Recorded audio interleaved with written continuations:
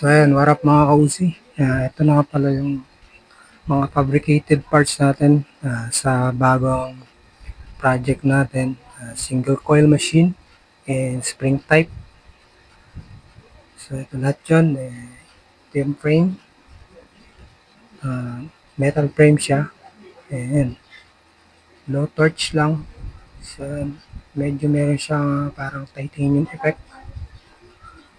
And after natin siya painitan, tinubog natin siya sa oil. Coil quenching kumbaga. So yun, ito yung coil. 24 gauge and 14 watts. Capacitor, 50 volts, 47 microfarad. So ito yung pinaka-vice.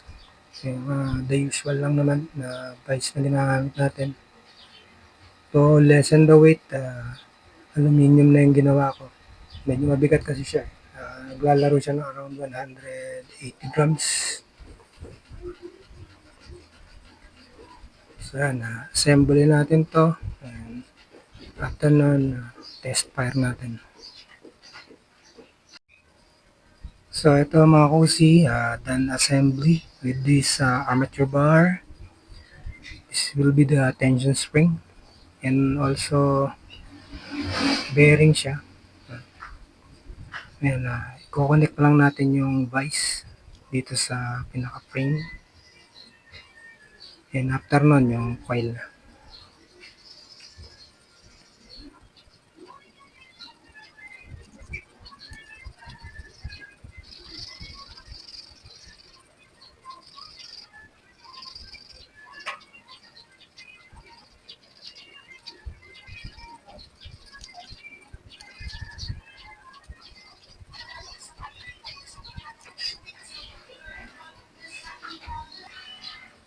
So ayan, kung umabot ka sa part ng video na to mga kausi, pa-comment naman kung taga saan ka. Ayan, tapos natin i-connect yung vice sa frame. So ayan. Ayan, paki-like na rin kung nagustuhan nyo yung burnt effect natin. So nagmukha siyang titanium kahit na bakal lang siya. So ayan, after to, connect na natin tong coil. So ito pala yung pinaka-magnetic loop.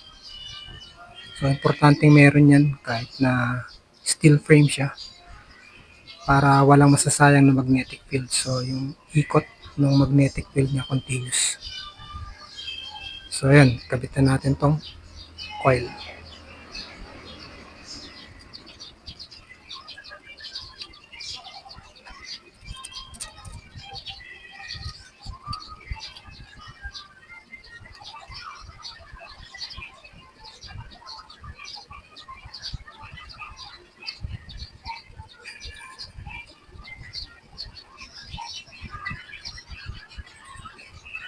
So, ayan. Enough na yung ikpit na yan. And, konti na lang. So, ito yung pinaka-guide dito sa bearing. Ganyan lang magiging position yan.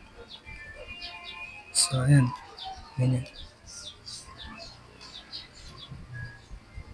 Ayan natin dito. So, bolt on frame. Kaya medyo marami siyang bolts kung mapapansin nyo mga ka-Uzi. And trademark na natin to since hindi tayo marunong mag-weld. Kaya may marami tayong mga small individual parts. So, ayan. Nakita nyo? 0-0 siya. So, dapat ganyan siya. 0-0.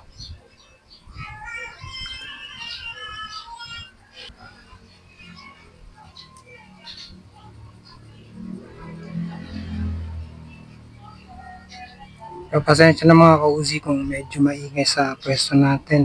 Nasa labas kasi tayo. Sa balcony lang tayo. So, yan. Okay.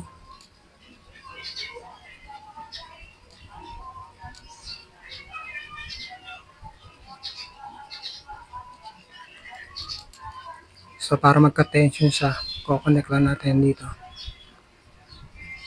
And then after nun, yung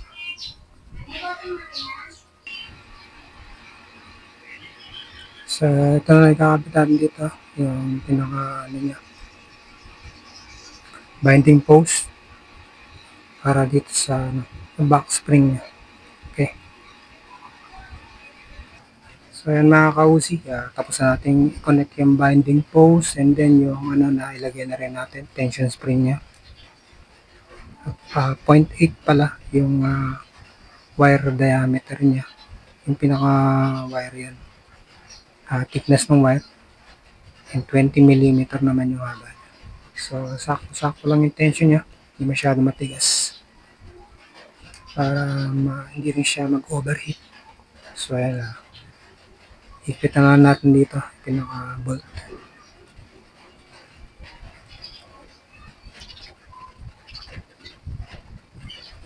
So, ayan, mahigpit na. Ito lang. Kung remaining natin. So, dito lang yan.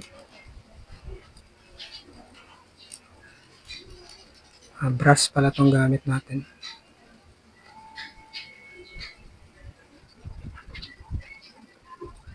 So, medyo mahirap lang talaga ipasok kasi mga nakatago yung parts niya. This one is odd looking. So, kakaiba talaga siya. So, first time niyo makita dito, the Justin Do It way.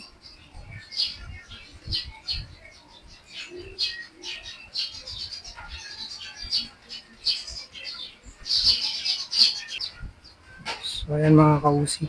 Tapos natin i-assemble yung single coil machine natin.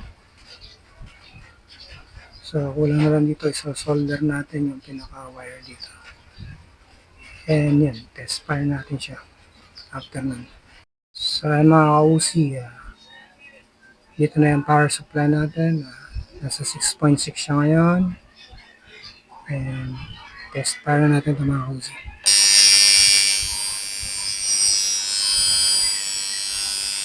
Ayan yung stroke niya.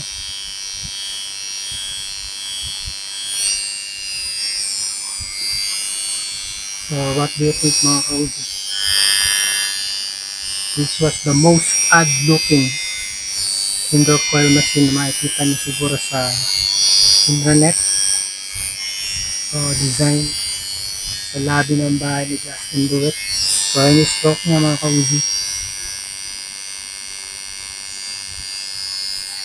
So, kung mapapansin, medyo parang short stroke siya pero kakasahan natin siya ng ano, needle para makita natin kung gano'ng kahaba stroke.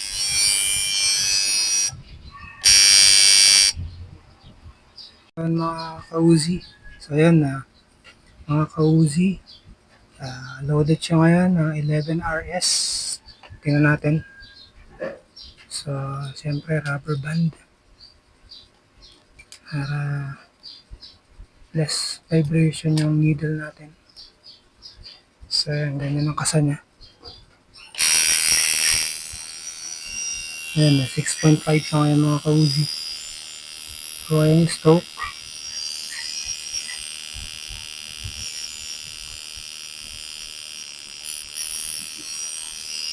So, ayan yung stroke ng mga ka-Uzi.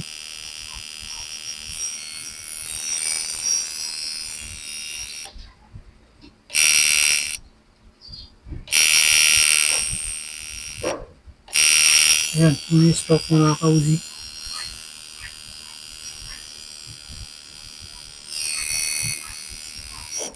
Oh. Try na sa fake skin kung mag-penetrate siya or magbabounce. Tingnan natin resistance niya sa ano, fake skin. So mga ka-Uzi, ito yung fake skin natin. Check lang natin yung sound niya and resistance. So yan, 6.5. Kita nyo mga ka-Uzi. So very powerful yung machine natin. Kita nyo.